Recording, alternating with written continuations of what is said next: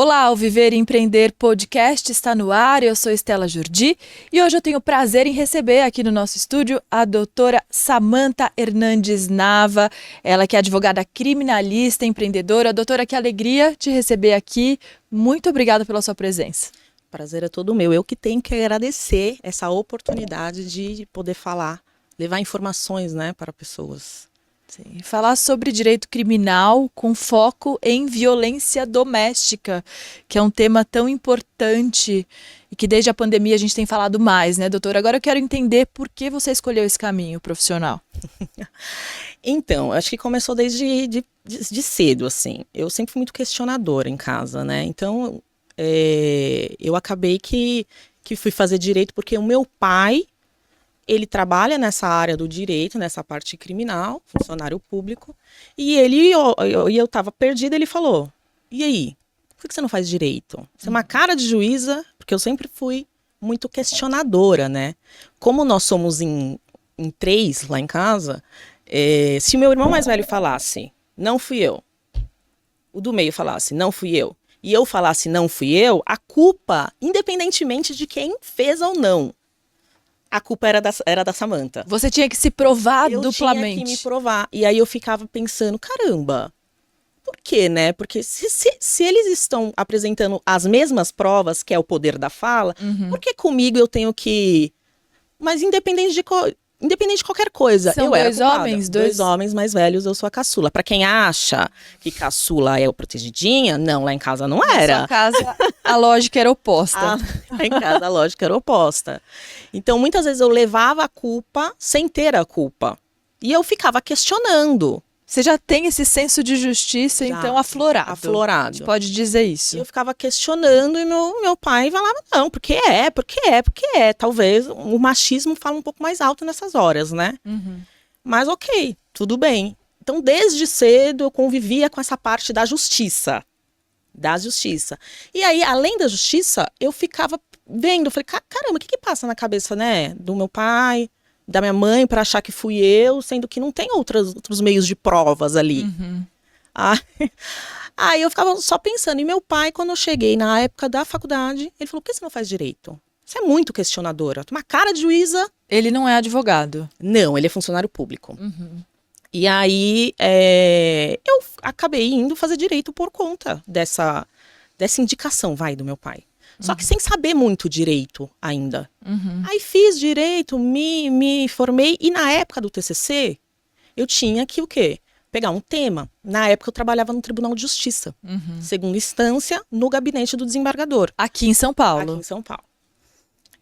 Na época, o meu chefe, o desembargador na qual eu trabalhava, ele era presidente da seção criminal. Então, automaticamente, o gabinete dele foi pro menor infrator. Então, a gente eu fiz 2 anos, durante 1 ano, eu fiz só trabalho, voto em cima de menor infrator. Então, eu lia relatório da vida pregressa, né, do adolescente. Isso me chamava muito a atenção, essa parte da cabeça mesmo. O que leva, né? A psicologia. Psicologia. E era muito relatório da Fundação Casa. Então, no primeiro ano eu fiz essa parte do menor infrator. E no segundo ano, o doutor, que era o desembargador, ele voltou. Saiu da presidência da seção criminal e voltou. E automaticamente nós fomos para o criminal. Comecei a trabalhar só com criminal. Como estagiária? Como estagiária. Segundo ano com ele e último ano da faculdade. Ai, gente, o que eu vou fazer de TCC? E fiquei. Eu comecei a perceber que tinha a quantidade de processo em relação à violência doméstica era demais, assim, demais. Aí, principalmente depois da Maria da Penha, se não me engano, é de 2006, né, doutora? Sim. Principalmente, Que foi bem talvez a época que você entrou na faculdade, provavelmente. Sim, mais ou menos isso. Eu falei, e assim, umas com medida protetiva, outras com não, outras não tinham, outras com medidas protetivas que as medidas protetivas foram descumpridas. Então, eu falei, medidas protetivas, elas funcionam? E o que determina? O que determina, né? Então tem muito a ver com o psicológico ali também da pessoa, tem muito a ver se você está entregando essa ordem judicial para uma pessoa que não tem nada a perder ou para uma pessoa que tem tudo a perder. Porque existem vários fatores na cabeça, né? Você não sabe o que a pessoa está pensando. Sim. Existem aconteceram vários casos de homens matarem as mulheres e, assim, simplesmente matar. Com medidas protetivas. O feminicídio pelo feminicídio banalizado. Então, será que é uma questão de sanção? Será que é uma questão de determinação judicial? Acredito que não. Então, isso começou a me chamar atenção. Então, o meu tema de TCC foram medidas protetivas de urgência da Lei Maria da Penha e a sua funcionalidade. Sua eficácia, aplicabilidade e eficácia. E Um aí, temaço, hein, doutora? Parece para nossa época. louco. E aí acabou que esse foi, assim, eu comecei a me aprofundar, né, na lei e nas medidas protetivas.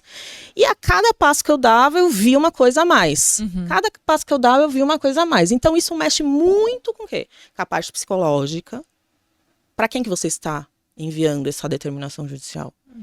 E com a parte judicial também.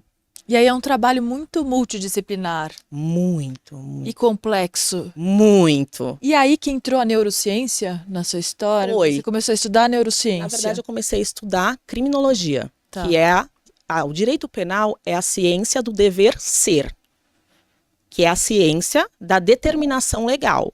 Então, se está escrito na Constituição, você precisa cumprir. Se está escrito no direito penal, você precisa cumprir. A lei está no papel e você precisa cumprir. Se você descumprir, você tem uma sanção. Então, Sim. o direito penal é a ciência do dever ser. E a criminologia é a ciência do ser no mundo real. Do porquê ele está fazendo tal coisa. O que levou ele a fazer tal coisa. Então, é uma coisa mais complexa. E é baseado no quê? Na experiência. Na experiência da realidade. Essa ciência.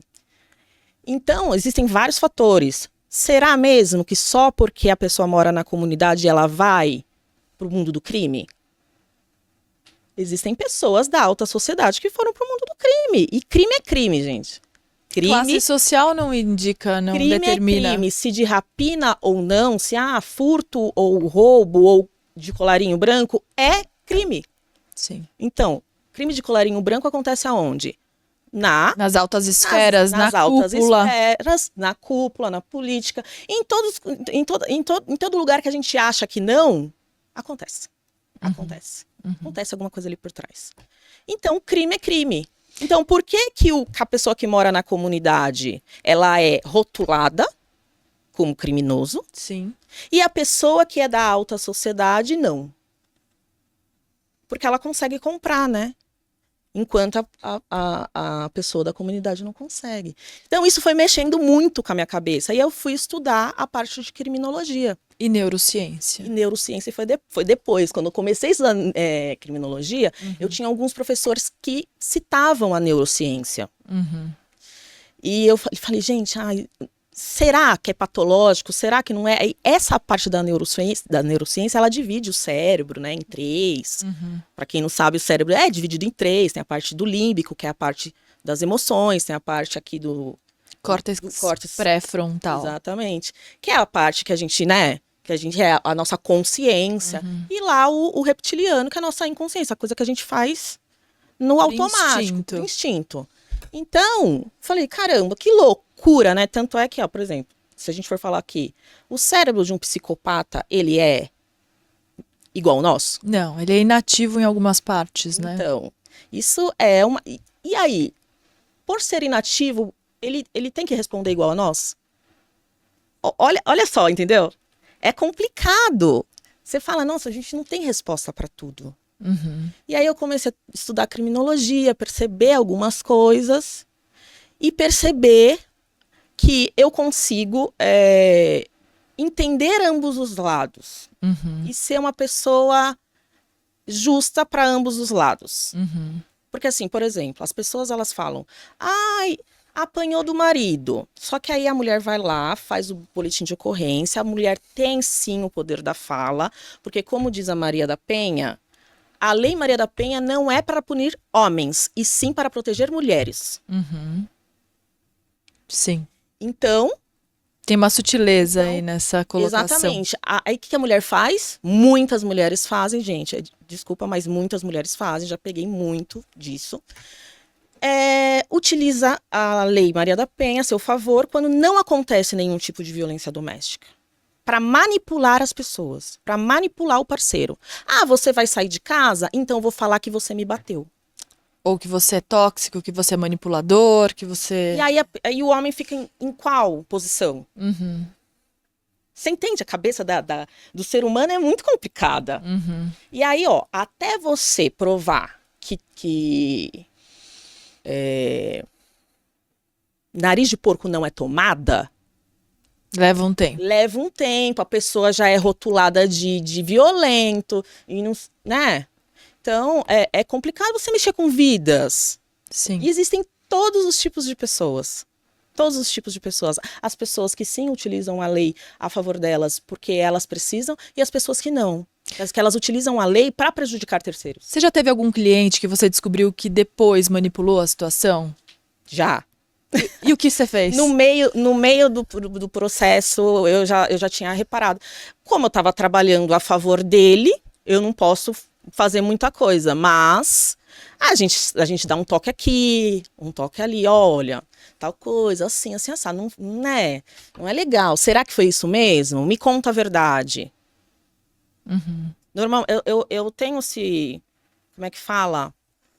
Essa coisa de sentir se ele tá falando a verdade ou não. Uhum. Depende dos trejeitos, né? O corpo fala, tal. Eu falo, tá mentindo. Uhum. Se olha, tá mentindo. Meu marido Olhou também pra fala. baixo. Meu marido também fala isso. Ele tá mentindo, mentiroso. Mentiroso. Tem alguns que falam meia verdade. E o que você faz profissionalmente nesse caso? Nesse caso de mentira da Lei Maria da Penha, não tenho o que fazer. Eu sou advogada, eu assinei contrato. Então, eu assinei o contrato no sentido de defender. Defender o direito de se defender. Mas é uma coisa que vai contra os meus princípios. Mas eu trabalho. Uhum. Eu preciso comprar o leitinho das crianças, né? Uhum. Então eu trabalho e não tem muito o que fazer. Mas assim, o legal é você perceber que a cada pessoa que entra na sua vida, a cada cliente que entra na minha vida, eu tiro um aprendizado. Sim. Falo, gente, ser humano é uma coisa. E pra você chegar até aqui, pra você me contar tudo isso, você estuda muito, imagino que diariamente. Muito, muito. E onde entra o empreendedorismo? Em que momento da sua vida você decidiu, de fato, empreender? Não, agora eu vou sozinha, agora eu vou com o meu escritório. Na verdade, quando eu saí da faculdade que eu fiz o TCC, né, de medidas protetivas e tal, minha primeira cliente, o meu marido já era advogado e já tinha escritório. Só que ele é da área civil, então área de família, empresarial, e nunca foi muito o meu forte, né? Aí, o que eu fiz? Eu conversei com ele e abri a parte criminal na Nava Advocacia. Uhum. E aí foi sucesso. E você acredita que, que o meu primeiro cliente, minha primeira cliente, foi um caso de violência doméstica?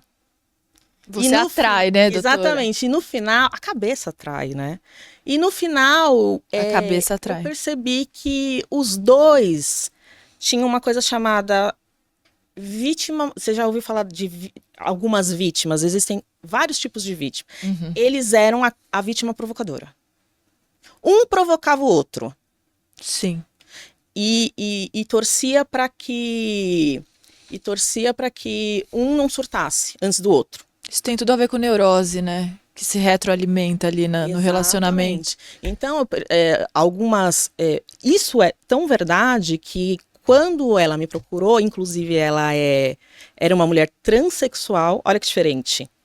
Para quem não sabe, sim, a Lei Maria da Penha, ela cobre essa parte do gênero feminino. Uhum. Então, para quem é transexual, se vê como mulher, mas não nasceu com essa biologia, Ainda assim, sim. ainda assim se enquadra. Eu não sabia disso. Se enquadra. E aí eu comecei a perceber. Ela falava, e só que ela era muito assim, falava uma coisa, depois ela voltava naquela coisa e desdizia aquela coisa. Uhum. E teve um certo momento que ela fez 12 boletins de ocorrência. Seguidos? Seguidos. De tudo quanto é tipo.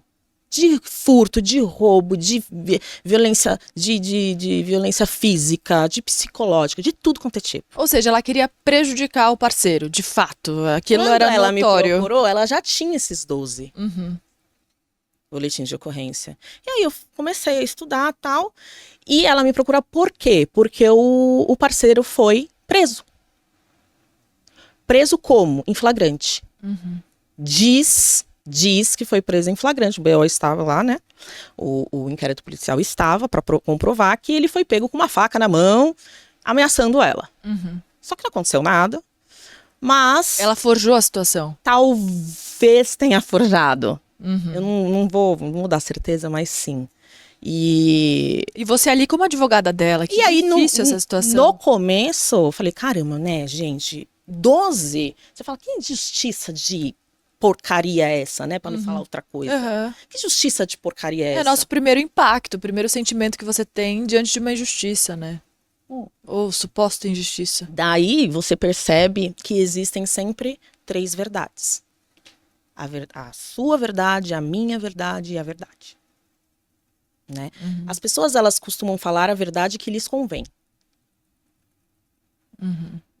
Só que aí quando você vai... Quando uma pessoa, que nem eu, adoro analisar tudo, né? Os 2 lados. Quando uma pessoa que nem eu vai analisar o outro lado, você fala, não é bem assim. Uhum. Então, com essa minha cliente, primeira cliente, cara, foi um impacto, assim, Meu Deus, que total. caso. Um sabe? abacaxi. Um verdadeiro abacaxi Ele pra você foi descascar. preso e ela queria que ele continuasse preso. Tudo bem, ok. Só que foi por um crime, assim, ele foi caracterizado um crime de ameaça lá na decisão do tribunal e acabou que ele saiu. Porque a pena de descumprimento de medida protetiva, porque ele tinha medida protetiva e ele estava descumprindo, Uhum. é baixa também. De 6 meses a 2 anos. E aí ele saiu. E aí ele saiu. Não, mas antes disso, para você ter uma ideia, ela foi várias vezes no presídio para visitar. Apaixonadíssima. Apaixonadíssima, assim, e parecia que um não via assim outro. E nessa saída dele, Meu Deus. os 2 vieram no escritório.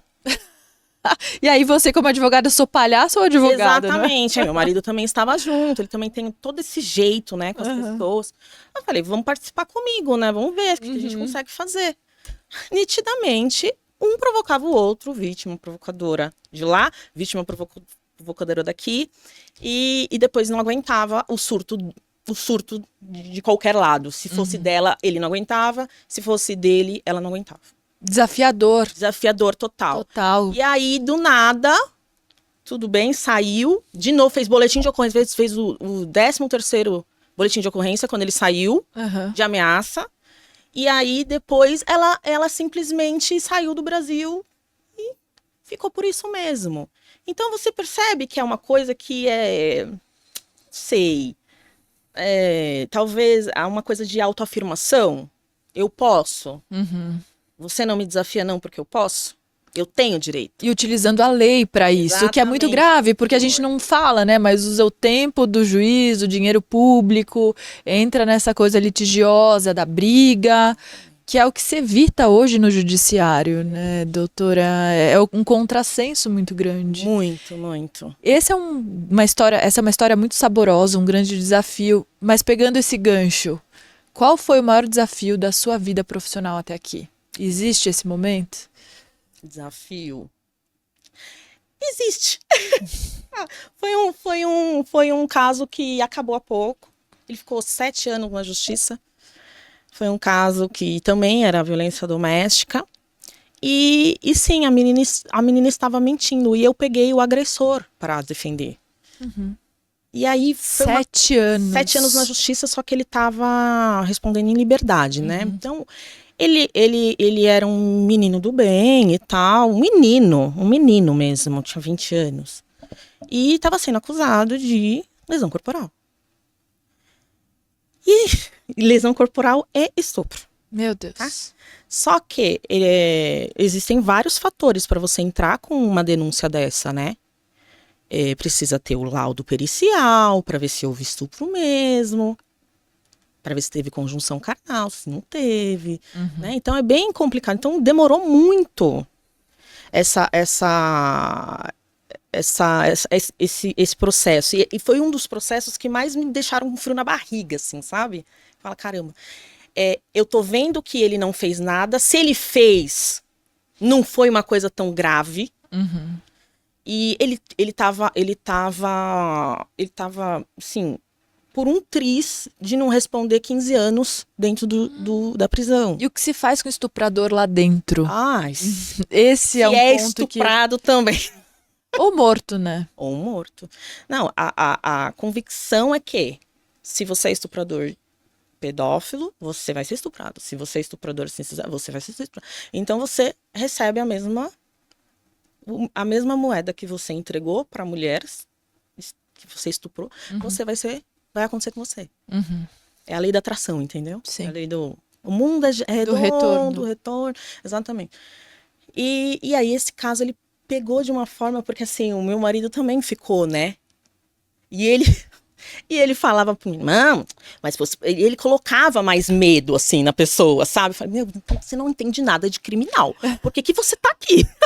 Ele acabou se envolvendo. Isso, acabou se envolvendo também. E aí, como não havia provas,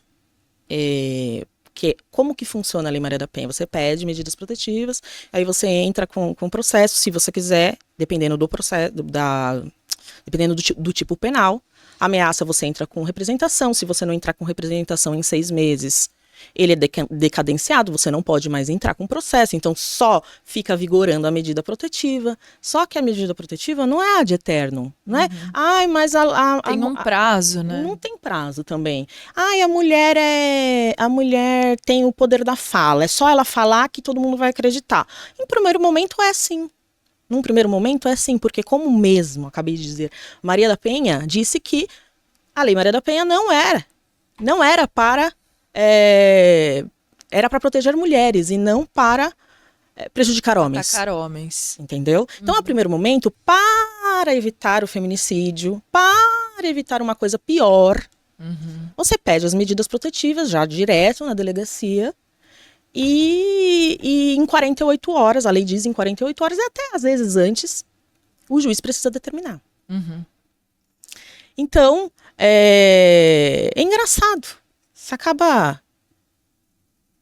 E esse caso que eu falei que pegou demais, assim, comigo, foi exatamente isso. Ela falou que ele fez. E qual foi o desfecho? Só que no decorrer do processo, ele me mostrou fotos deles juntos, porque eles eram amigos.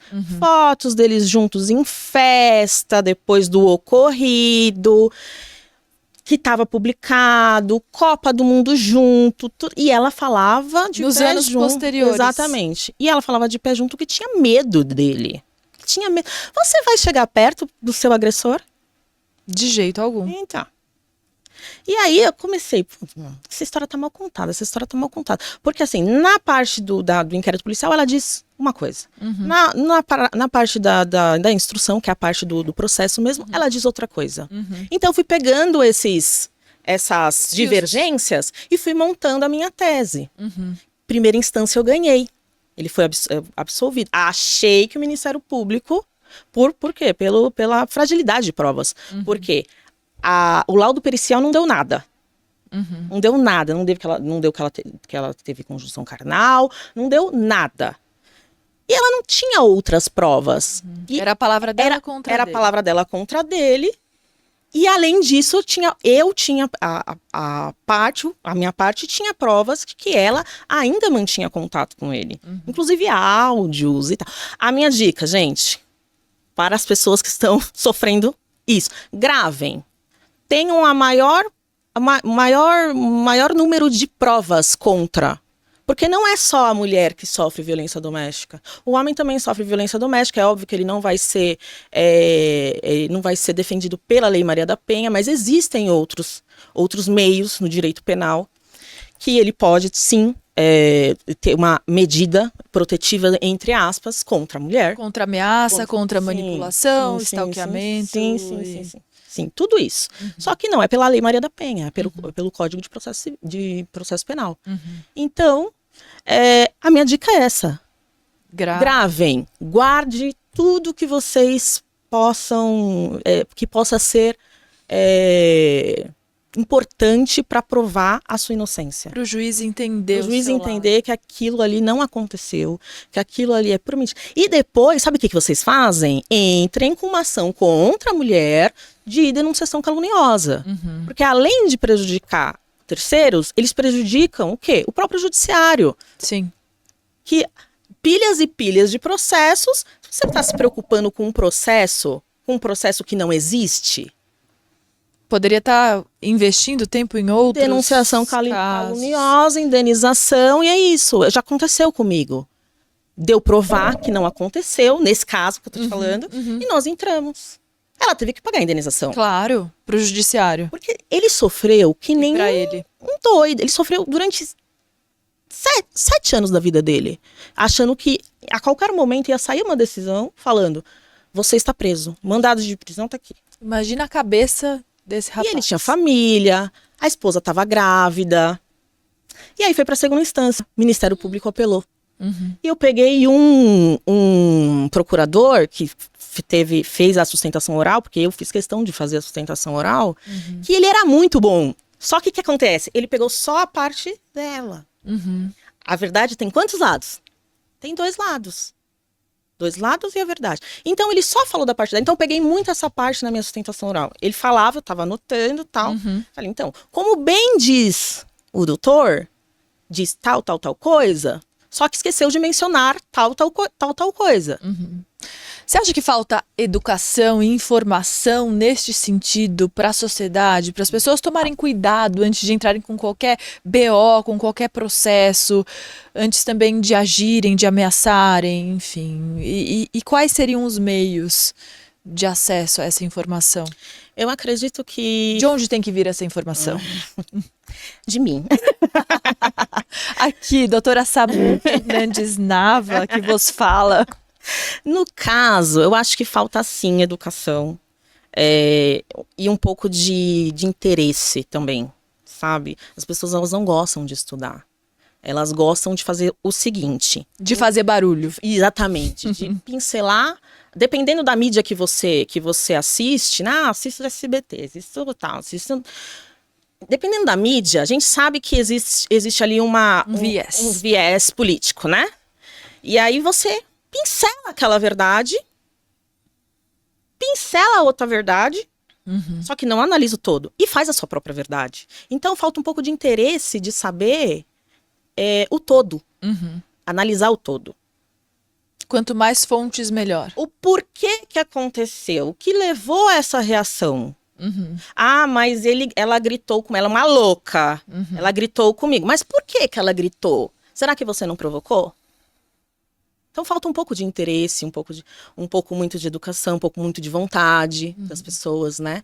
Então eu faço vídeos curtos nesse sentido, até que com um pouco de graça no meio, para ver se a gente capta essas pessoas, para ver se a gente consegue melhorar o pensamento humano.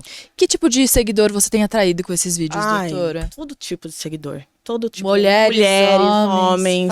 Que faixa etária? Não jovens, mas até 50 e poucos anos. Homens até 50 e poucos anos. Eu já tive comentários nos meus vídeos falando que a lei não existe não, porque ela tirou tudo de mim. Aí eu falo, calma, a lei existe sim, é porque tal coisa. Seu advogado, tal, poderia entrar com tal. E eu solto informações, eu não fico guardando informação pra mim. Eu quero ver o bem das pessoas, eu quero que o mundo seja melhor. Sim. Eu tenho que pensar assim. Muito bom. Qual o papel da rede social hoje no seu dia a dia? Ele tem importância? Tem importância. Mas, assim, não é uma coisa que eu fique lá todo dia vendo, não sei o quê. Porque o meu dia é tão corrido que eu acabo meio que... Às vezes eu acabo meio que esquecendo, tá? Acabo esquecendo a Isso rede é social. ótimo. Falo, caramba, Isso é muito eu não bom. vi nada da vida alheia ainda, né? Mas para uma advogada empreendedora que está ali com seu escritório, é importantíssimo estar na rede social, Sim. passando essas Rede informações. social, ver o que está acontecendo no mundo, né? É uma Meu marido fala, janela. você precisa assistir jornal. Mas, assim, o jornal só tem desgraça, né? Aí eu falo, não quero. Obrigado. Aí ele, não, mas você precisa estar atualizado. Ele tem razão. Mas você pode selecionar de outro jeito, que não do jeito tradicional, antiquado, né, da televisão. Posso, então, eu posso ver um todo. Eu não preciso pincelar a verdade. Pra formar a minha verdade. Entendeu? É que nem eu falo. Tem gente que adora fazer a gente de louca, né? Ela gritou, ela não sei o quê, ela não sei o quê. Mas quantas vezes o cara não provocou antes dela gritar? Quantas vezes ele não traiu antes dela gritar? Ele não subjugou. Ele não julgou, ele não falou alguma coisa que machucou ela e ela ficou quieta. Então, é um todo. Para toda ação tem uma reação. Por mais que não seja agora, nesse momento. Xingou, ela ficou quieta. Fez tal coisa, ela ficou quieta. Chega uma hora que o corpo não deixa mais segurar. Explica pra gente como funciona esse ciclo, para as mulheres que estão assistindo o nosso programa entenderem. Quando começa? Como identificar esse ciclo, o começo desse ciclo Da violência de violência doméstica? São pequenos atos, né? Às vezes começa até no namoro. Porque normalmente no namoro é aquela coisa, ai, maravilhosa, né? Tô apaixonada, não sei o quê. Mas quando você começa a engajar um namoro sério mesmo, com o decorrer do tempo, você começa a perceber a personalidade da pessoa. Então, se ele saiu do sério sem motivo, se ele gritou sem motivo, às vezes já é uma tendência a não conseguir se controlar numa situação mais pesada. Então, é questão de observação mesmo. De tá sempre ali atento, falando, não entendi por que ele gritou. Ele simplesmente surtou. Então pode ter certeza que... Aí você vai atrás do quê? Do passado dele. Eu falo para todos os meus clientes. Você quer namorar? Peraí, deixa eu puxar aqui a ficha pra gente ver se ele é gente boa. Né? Tá acontecendo muito isso. Já pegar o CPF da pessoa e ver se tem alguma coisa. Muitas amigas minhas me mandam. Ó, eu conheci um cara, o CPF dele, não tem como você puxar? Meu Deus. Eu vou lá e puxo. E muitas vezes a gente acaba vendo violência doméstica, tal, foi processado. Isso é super difícil, né, doutora? E você tem uma atuação muito forte no projeto Justiceiras. Queria que você contasse aqui para quem está assistindo. A Justiceiras foi um presente, né, na minha vida, assim. A gente consegue ver nesse projeto outras realidades, né? Normalmente a gente vive só na nossa realidade, né? A gente consegue perceber que em qualquer âmbito, em qualquer local, pode ser mais nobre, pode ser na comunidade, tem violência doméstica. Existe violência doméstica. Existe lesão corporal grave. Então, e você percebe que, caramba, eu preciso ajudar essas pessoas que elas não sabem, muitas delas não sabem os direitos que elas têm. É complicado. E como é sua atuação lá dentro? Lá é assim, eu faço a parte jurídica, né? Eles me remetem, tem a parte do WhatsApp, é tudo online. Normalmente, quando a mulher procura justiceiras, ela já preenche um formulário dizendo como que é a prática do crime, da violência, não sei o que, como é que é, qual que é a constância, quando que ela consegue falar.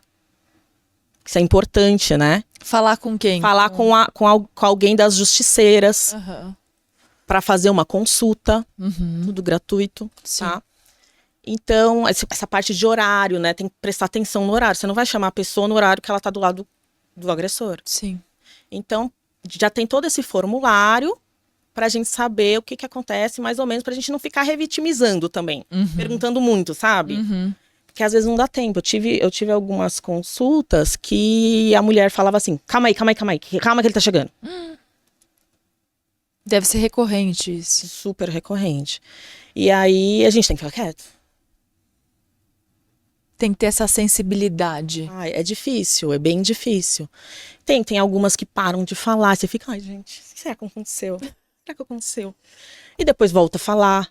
Então foi um presente, assim, para eu perceber as diversas realidades do mundo, da vida, né?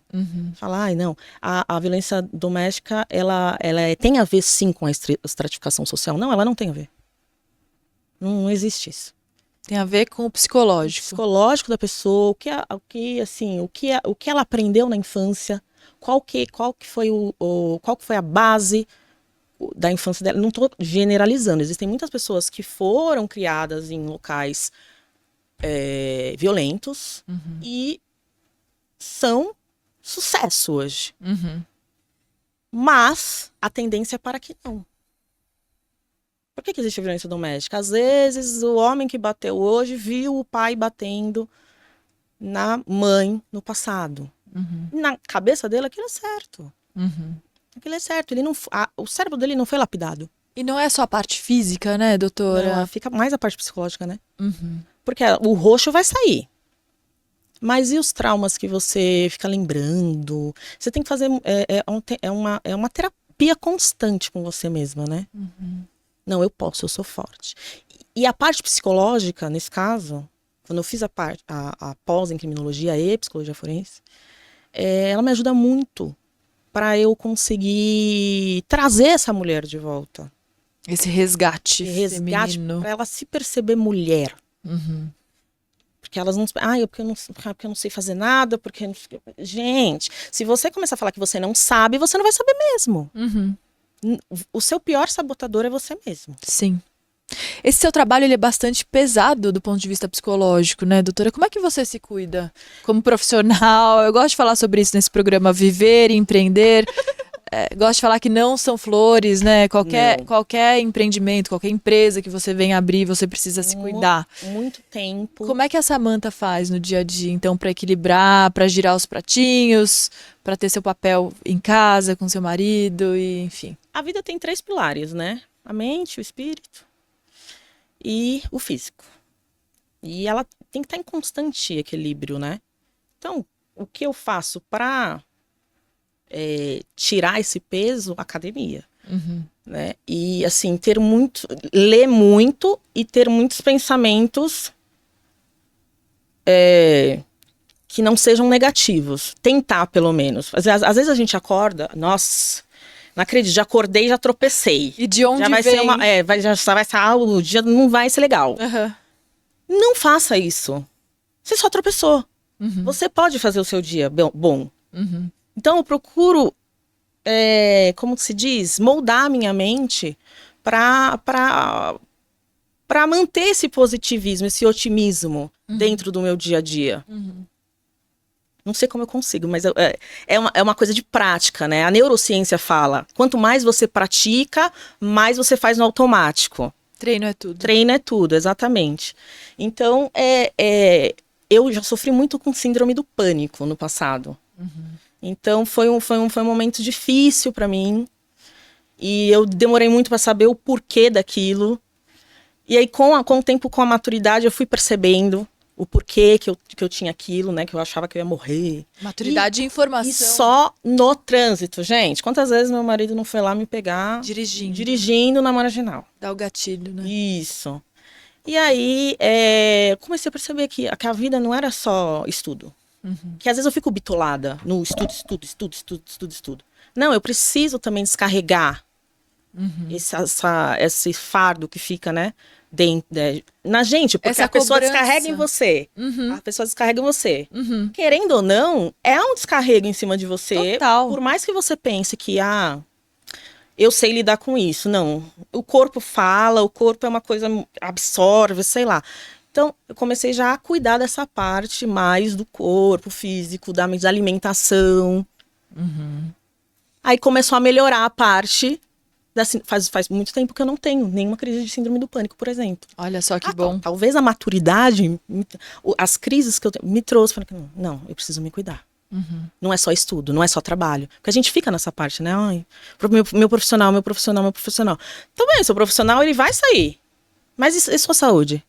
Se você chegar no que você quer, Se você chegar lá onde você quer, mas sem saúde, você vai gastar todo o dinheiro que você ganhar com os tratamentos que você precisa fazer? Nada justifica. Então é um triângulo, né?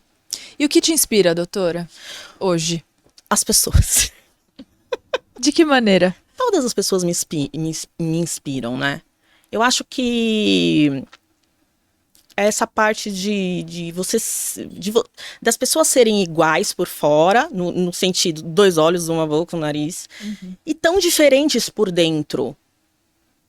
Cada um tem um cérebro, cada um tem uma forma de viver, cada um foi lapidado de um jeito. Então, essa parte de você conviver com diversas pessoas, eu consigo tirar algumas lições em relação a isso. E esse, pra mim, é o mais interessante. Qualquer pessoa que passa na sua vida, você vai tirar um aprendizado. Seja pro bem e seja pro mal.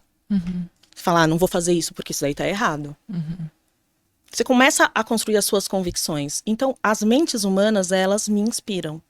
E a gente acaba percebendo que realmente a gente não entende nada. Quando a gente começa a entender, a gente vê que a gente não entende nada. Que a gente não sabe nada.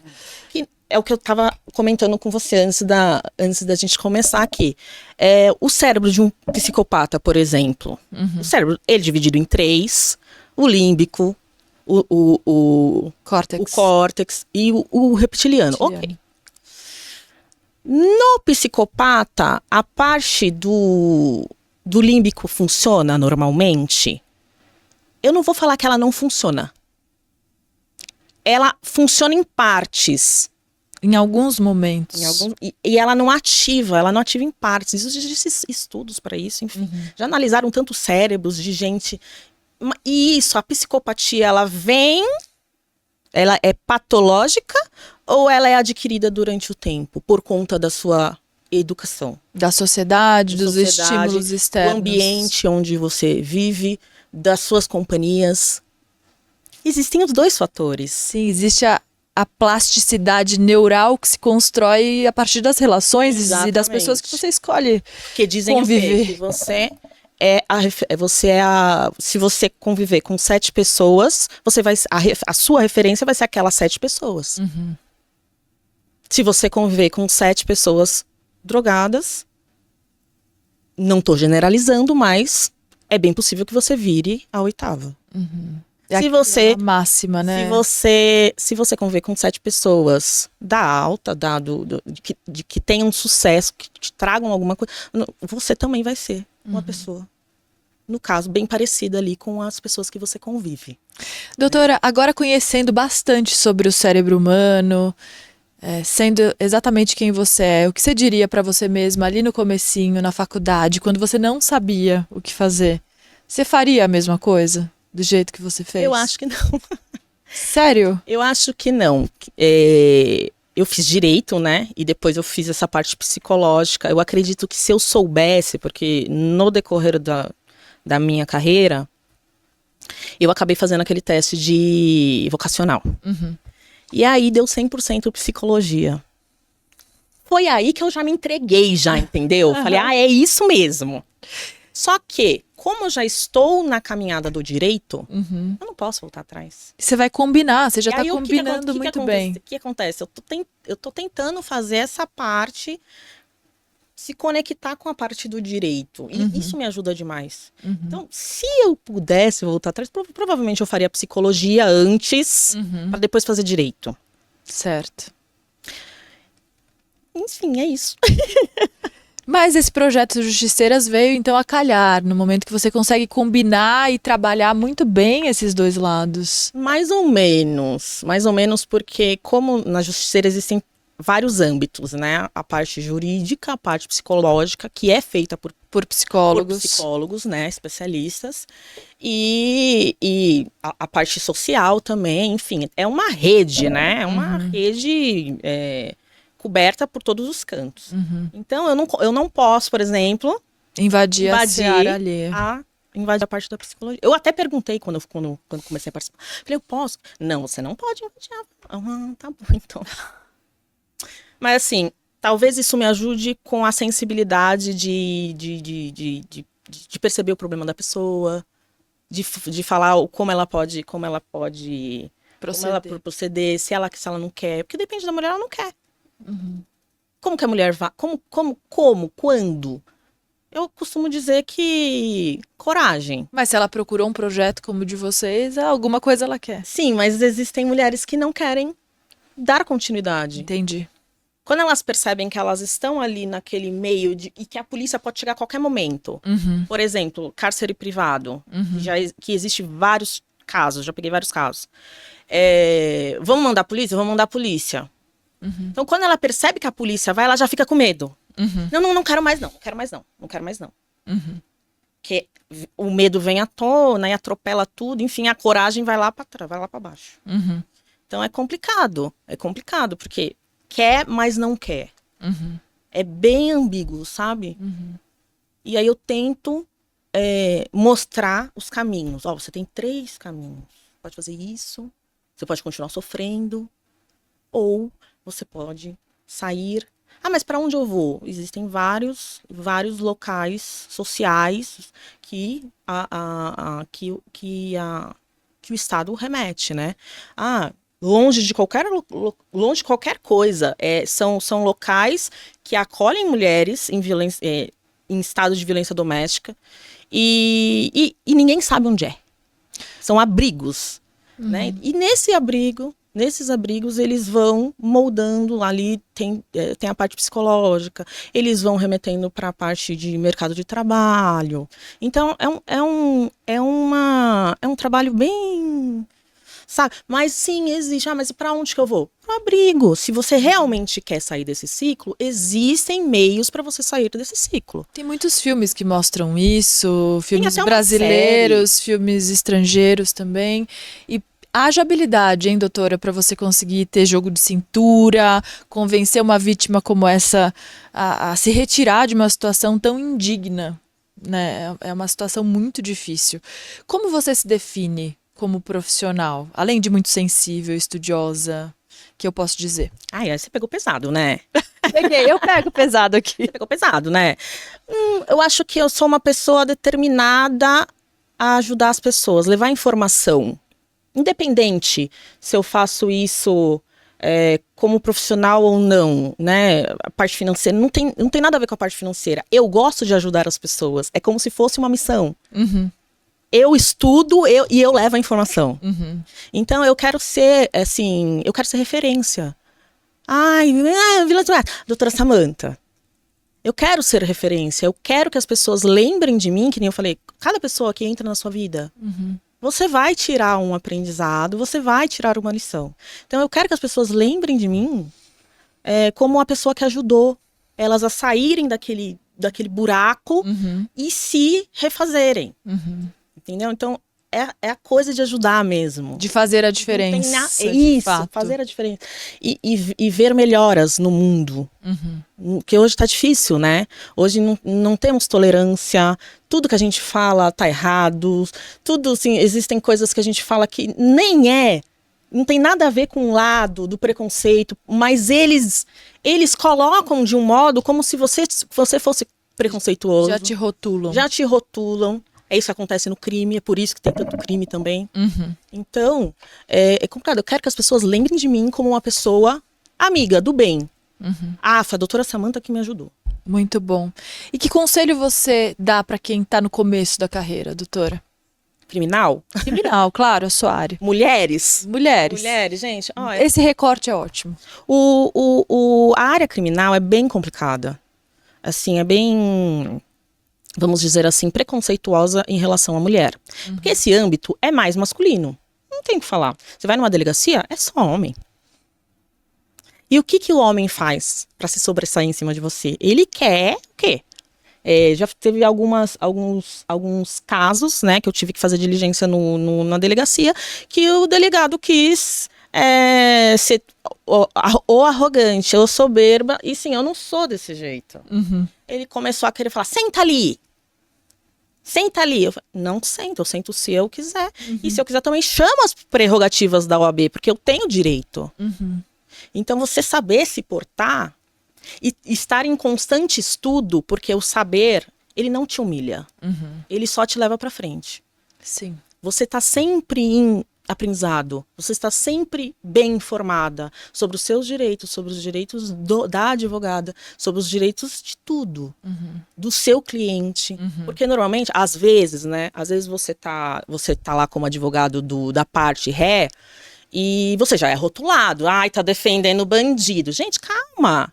Calma, existem dois lados. Você não sabe por que aconteceu, né? Existem, por exemplo, homicídio. Homicídio, às vezes o cara que morreu estuprou a filha do cara que matou. Então, aqui, sabe? Então, calma, não é questão disso, é questão de que existem dois lados, toda ação gera uma reação. Então, a minha dica para as pessoas que estão começando agora, estudem, porque o estudo, ele só te traz benefícios. E o melhor de tudo, não te traz essas humilhações que você vem a ter durante a constância da advocacia. Porque é bem complicado. A parte criminal em si é complicada. Como eu atuo mais na área de violência doméstica, hoje 80% das minhas clientes são mulheres. Então, é um pouco menos complicado. Eu sou um pouco menos rotulada de estou defendendo o bandido. Mas, normalmente, quando alguém fala, você é criminalista? Sou criminalista e todo mundo tem o direito à defesa e ao contraditório, tá? Até que provem o contrário, porque às vezes a história começa de um jeito, você fala, não, é culpado. E no decorrer você percebe que não. Então você está rotulando uma coisa que você não sabe, que você não conhece. Você está julgando antes de você saber os dois lados. Gente, escutem.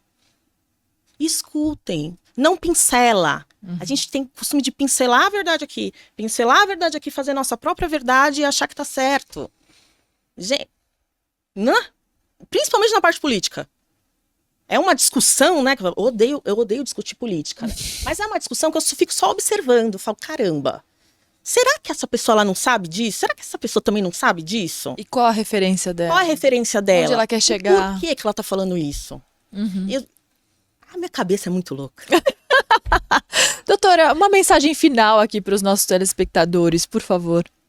Uma mensagem final? Então, é exatamente isso.